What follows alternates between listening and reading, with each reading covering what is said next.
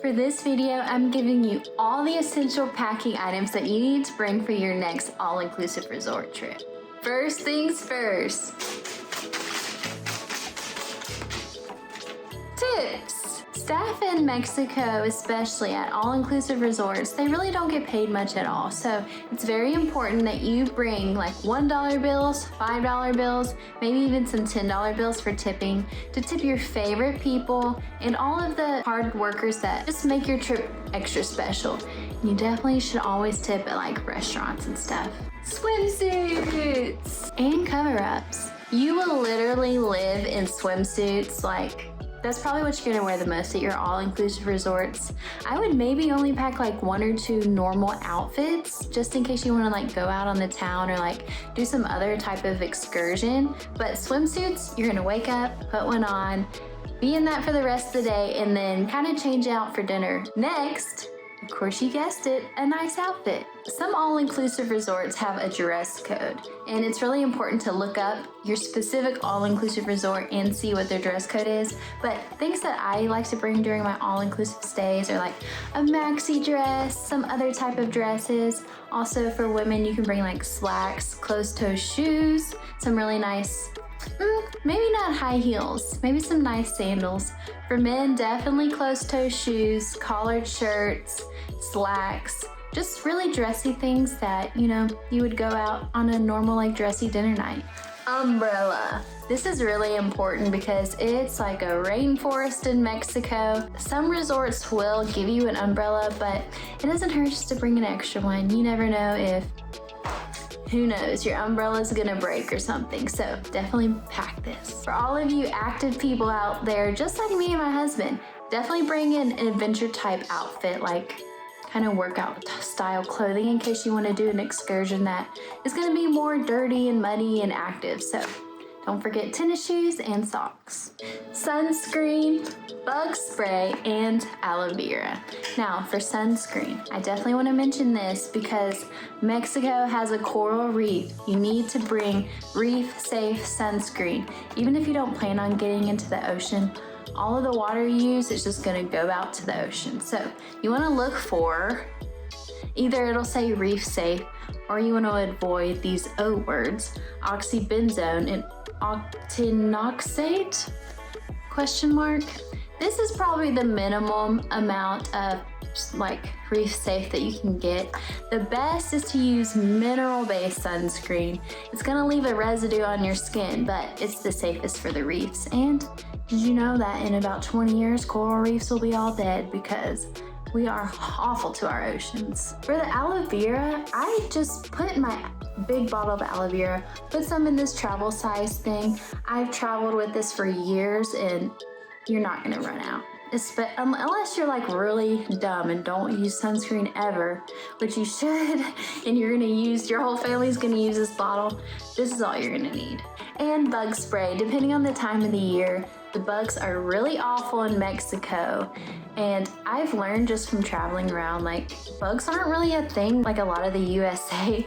It definitely is in the South and in the Mexico area, so this is a must off. You definitely need to pack it. A tumbler.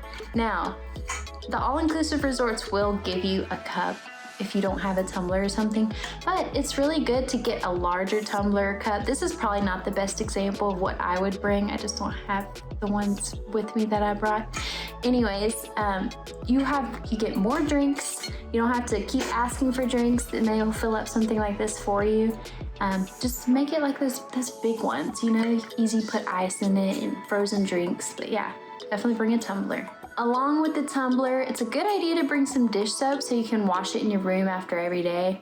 Yeah, you don't want to be without that because those tumblers do get really sticky. And you can also use it to wash other things, you know, whatever you need it for. Sunglasses. I lost my sunglasses recently, so I don't have any right now. But you may want to bring 2 pairs because if you get in the ocean or you happen to lose your sunglasses, you definitely want an extra pair. You don't want to have to run to the gift shop to buy an overpriced pair of sunglasses when you could have just brought your own. A book, if you're into that. It's nice to kind of just unplug. You may not even have like good service anyway on your phones, Unplug, bring a book, relax, it's your vacation, get off of social media, and yeah, just enjoy yourself. Now with all-inclusive resorts, they're gonna give you lots and lots of alcohol, so you're definitely gonna need to hydrate. Liquid IV. Just a secret, this is not Liquid IV, it's actually Insta Coffee, but just pretend it's Liquid IV. Liquid IV or Pedialyte actually works really well for me because Liquid IV is just really too concentrated for me.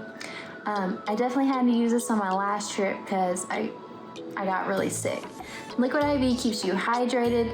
Drink it throughout the day with your alcoholic beverages and you're gonna feel so much better that you brought that. First aid kit, medicines like ibuprofen, Tums, Pepto-Bismol, just for those times where you just need the medicine. Lots of Band-Aids for all of the walking and stuff you're gonna do. You're gonna get blisters from being in the water. Definitely gonna need that. One thing that I didn't know that existed until I started traveling to these all-inclusive resorts, a thing called damp rid. Now I'm from Texas, humidity is crazy. That's an everyday thing for me. But I guess if you're from the north, the humidity is really gonna get to you in your clothing. If you're not used to it, you can look it up on Amazon, it's damp rid. You hang it up in your room and in your closet and it'll get rid of the dampness that will happen to your clothing and stuff. Like I said, if you're from the South and you're used to it, it's not a big deal. An underwater camera or a waterproof case for your phone.